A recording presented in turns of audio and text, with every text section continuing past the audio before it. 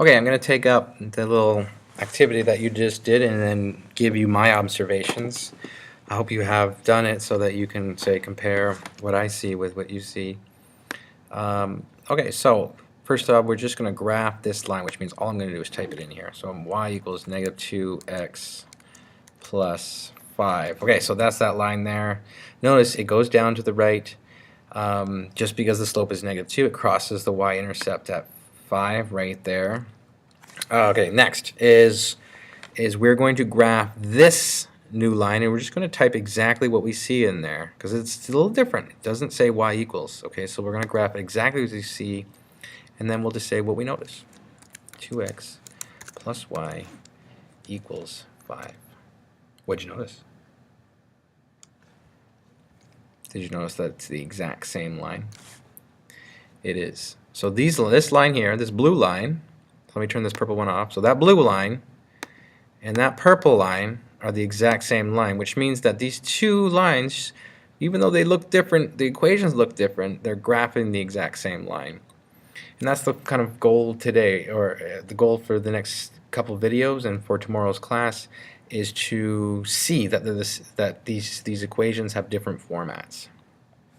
So let's grab this. Let's look at the slope y-intercept form of the line, because that's a very nice form of the line. We've been using that one regularly for a while now, and why we like it is because, and it is called the slope y-intercept form of the line.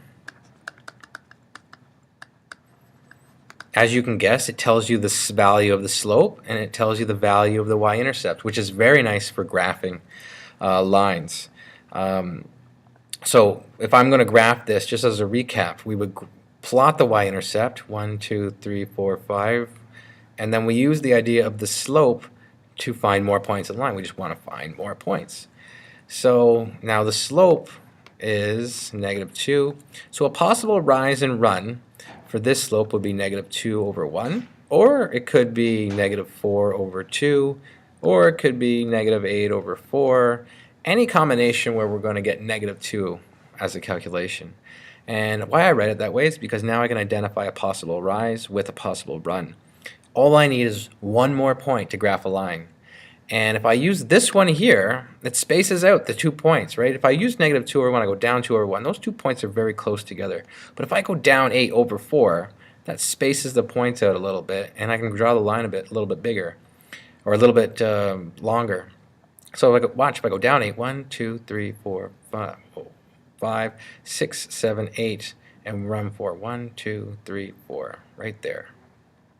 So notice if I connect those two up or draw a line through those 2 points, down 2 and over 1 is still going to be there. Down 2 over 1, down 2 over 1, down 2 over 1, and down 2 over 1. They still match up. But notice that I spaced the points out a little bit, and I can now draw one line through those 2 points. And I don't have to draw all those lines, all those points. I can just draw 2. So there's the line y equals negative 2x plus 5. So that slope y-intercept form is really nice for graphing.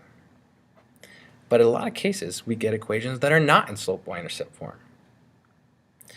Okay, so we'll get equations like what we saw. Like this equation that you saw in the Desmos graph. Let me erase this. In Desmos, you saw this equation, 2x plus y equals 5. And we graph the same line. Can you see why? Notice, using some algebra, I can rearrange it so that it looks like that. If I isolate for y, because notice this is y equals mx plus b, so if I isolate for the y, then I've already got kind of a y there. I could remove 2x from this side, and it's gone, and I have y isolated on the left side. But therefore, using my rule, we have to remove 2x from this side. And so let's rewrite it. So 2x is gone, we got y equals, and now I've got 5 minus 2x, or alternatively, I could rewrite it as 5 equals, right, that negative is with the 2, so that's negative 2x, and that's a positive 5 plus 5, which is the exact same equation right there. So using some algebra, you can make it look like slope y-intercept form. And that's the goal today, is to take these kind of rejuggled equations and rewrite them in slope y-intercept form so we can pick off the slope and the y-intercept. Let's look at this one. Let's express this equation in slope y-intercept form. So remember, slope y-intercept form looks like this. Let's get it looking like that. What do I do first? We want to isolate for y. It's a positive y already. We want to remove this 3x. So if we move it from this side, we have to remove it from this side. So it's gone. I've got y equals, I got that 4 there. Now subtract 3x. I could leave it like that, but usually we want to write the mx, then the b. So remember, the sign is with the number, so that's a minus 3x, and that's a plus right there, plus 4. What's the slope of this line? The slope is negative 3. What's the y-intercept of this line? It's 4. Now I could use that to graph it if I wanted. Let's do it. So there's different formats of the lines. Okay, so we're used to the slope y-intercept form, which is right here. But there's something else called the standard form of a line. The standard form looks like this, where everything is on one side of the equal sign. We've got a coefficient of x plus a coefficient of y plus some value, and that equals 0. That's called the standard form of a line. The thing about a, b's, and c's, they're all integers. They're all full numbers, values, and a is a positive number. So sometimes you would get equations that look like that, but sometimes that's not useful. Looking at that equation is not too useful to graph. This is the nice way to graph. So we're going to take that and turn it into that. Let's do it here. So I'm going to express this in slope y-intercept form. I have no idea what this line looks like right now because it's not in y equals mx plus b. Let's put it in y equals mx plus b, and then we'll graph it. So what I need to do is get the y term isolated. So I need to remove the 6x. It's a positive 6, so I'm going to subtract 6. Therefore, I subtract 6x here. So I'll do that right off the bat. I'm left with minus 3y on the left. I still have this minus 9. And on the equal sign, I now have a 0 minus 6x, which is minus 6x.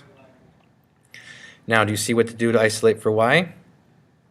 I'm going to add 9 to eliminate that 9. So I'll add 9 to both sides. So that still leaves me with a minus 3y, and then I have minus 6x plus 9.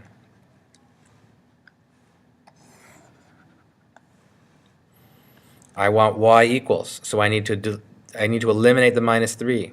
I'm going to divide everything by minus 3 to eliminate that, minus 3. So divide by minus 3, divide by minus 3, divide by minus 3. So when I have that divided by minus 3, I get my y. Now my y is isolated. Let's simplify here. I've got minus 6 divided by minus 3. That's a positive 2, and there's an x. It's an x term. I have 9 divided by negative 3. That's a minus 3.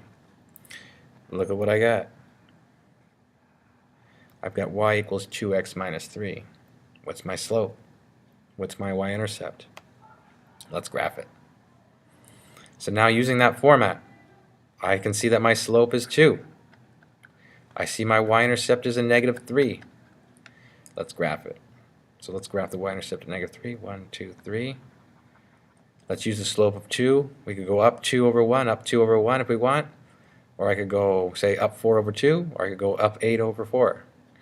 So I could go up 8, 1, 2, 3, 4, 5, 6, 7, 8. 1, 2, 3, 4. I got another point on my line. Draw my line.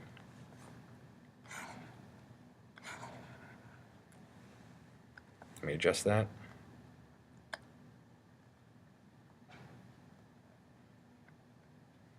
There's my line. That's the same line. Those two are exactly the same, and you can check by putting in Desmos if you want. So if I graph that in Desmos, it would come out there, but if I rearrange it in slope y-intercept form, it's very easy to graph.